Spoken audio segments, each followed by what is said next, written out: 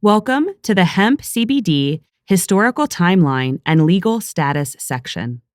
Although hemp may seem like a recently popular product, in fact, it has been used historically for quite some time.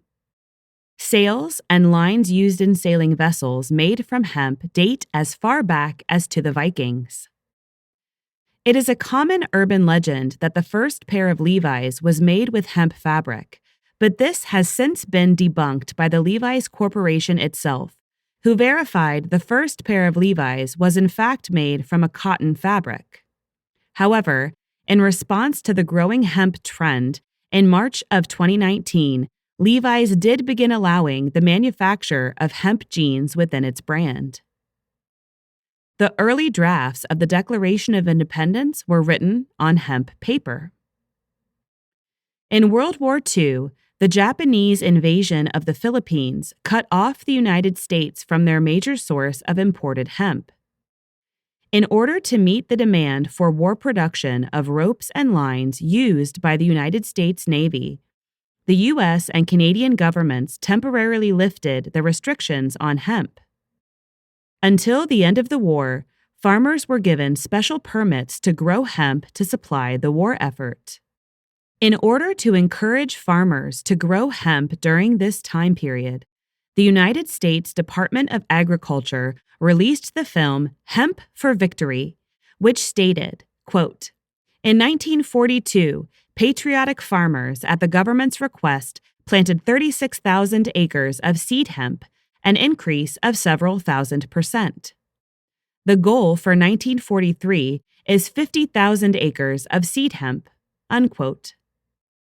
Unfortunately, after the end of the war, the United States repealed their special permits, and hemp once again became an illegal crop in the United States. In recent years, tremendous interest has surrounded hemp as a potential source of biocomposite material which can be used to make lighter car panels, allowing for the development of more efficient electric vehicles. In fact, the BMW i3 is primarily made from hemp composites, and by using this lighter biocomposite material made from hemp, engineers of the vehicle have been able to significantly increase the distance the electric car can travel.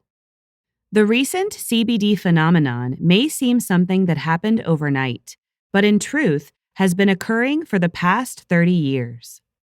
In the 1980s, Hortifarm began breeding for CBD-specific cannabis plants in the Netherlands. They obtained the first license issued by the Dutch government to permit a cannabis research facility in the Netherlands. In 1998, Hortifarm began partnering with GW Pharmaceuticals, a pharmaceutical manufacturing company, to develop specific cannabis varietals for the manufacture of CBD-based pharmaceuticals.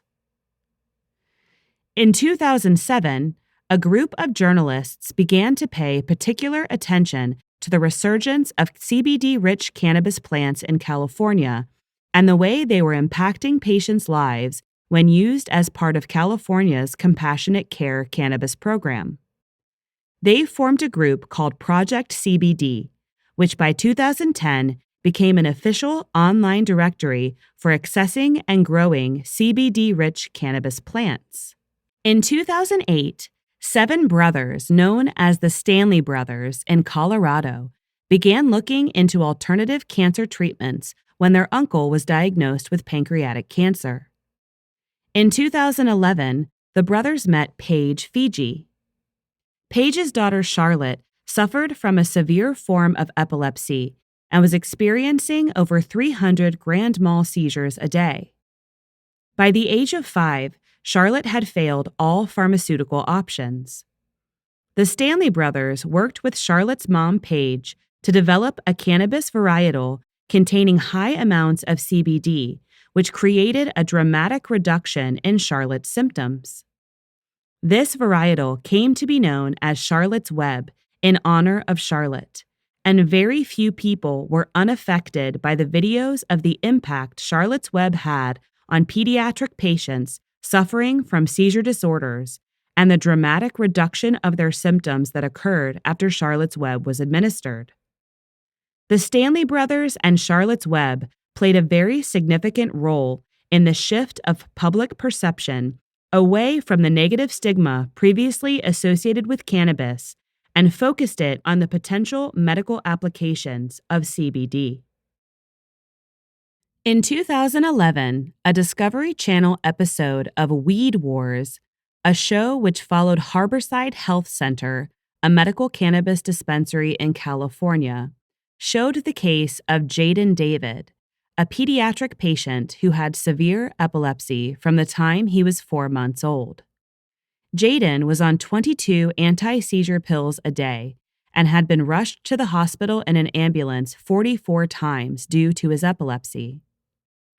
Jaden's father, Jason, administered a CBD-rich cannabis preparation to his son, and for the first time since he was 4 months old, Jaden went through an entire day without a seizure. Previously unable to walk, eat, or take a bath, Jaden was now able to run, play, and swim, once again showing the American public just how much of an impact CBD could have, especially for pediatric epilepsy patients.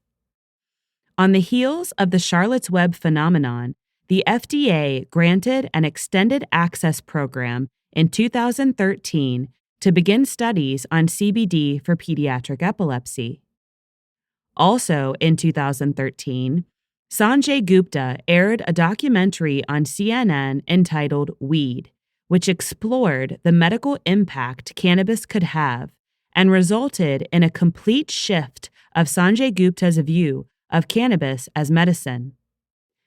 In an article accompanying the release of his documentary, Sanjay Gupta said, "We have been terribly and systematically misled for nearly 70 years in the United States, and I apologize for my own role in that. I hope this article and upcoming documentary will help set the record straight." Unquote. When cannabis sativa was given a Schedule I designation as part of the Controlled Substances Act, there was no differentiation made between hemp and cannabis, so hemp as a crop remained an illegal substance. In 2014, Congress passed a farm bill which took a step toward changing this policy. The 2014 Farm Bill first clarified that notwithstanding the Controlled Substances Act, an institution of higher education or a state Department of Agriculture could grow or cultivate hemp as part of an agricultural pilot program, provided that the growth and cultivation is allowed under the laws of the state in which the program is located. Secondly, the 2014 Farm Bill drew a distinction between hemp and cannabis by defining industrial hemp as the cannabis sativa plant containing not more than 0.3% THC, as previously discussed in this module. Because the primary goal of the 2014 Farm Bill was to generate hemp research and protect its cultivation, the law did not address hemp processing, manufacture, distribution, or the sale of products made from hemp. It also did not modify the Controlled Substances Act to exclude hemp or hemp-containing products from Schedule I. This led to a significant amount of confusion about the legality of industrial hemp products under federal law, and could easily have prevented manufacturers from distributing hemp-based CBD products and pharmacies and other retailers from selling them. However, several annual appropriations bills were passed that barred the United States Department of Justice and the DEA from using federal funds in contravention of the 2014 Farm Bill, which allowed for both of these things to occur. A second Farm Bill was then passed in 2018, which filled in several of the gaps left in the 2014 version. First of all, hemp was removed from the cannabis definition in the Controlled Substances Act. It also specifically defined hemp as cannabis sativa containing less than 0.3% THC on a dry weight basis. The 2018 Farm Bill additionally removed hemp from the oversight of the DEA and moved it under the United States Department of Agriculture, which must approve individual state plans to monitor and regulate hemp growth and production before states are allowed to move forward with individual hemp agricultural programs. Finally, the 2018 Farm Bill grants the Food and Drug Administration the authority to regulate products containing cannabis or cannabis-derived compounds, which include CBD, under the Federal Food, Drug, and Cosmetic Act and the Public Health Service Act. While both the 2014 and 2018 Farm Bills have helped open up the production of hemp and hemp-based pharmaceuticals, a lot of murkiness still surrounds the legal status of CBD in the United States. The legality of cannabis and hemp is very confusing and widely variable between the United States and other countries. Generally speaking, worldwide, hemp is considered a legal substance in most cases because of the extremely low levels of THC present within the plant. Cannabis, however, is largely illegal due to the presence of THC. As mentioned in the previous slide, the recent Farm Bill legislation in the United States has increased the freedom of hemp farming and product development. However, the Farm Bills also gave oversight of hemp-based products to the Federal Food and Drug Administration. On the day that the Farm Bill became a law in the United States, the Food and Drug Administration issued a statement reminding United States citizens that it has the authority to continue to regulate products containing cannabis or cannabis-derived compounds.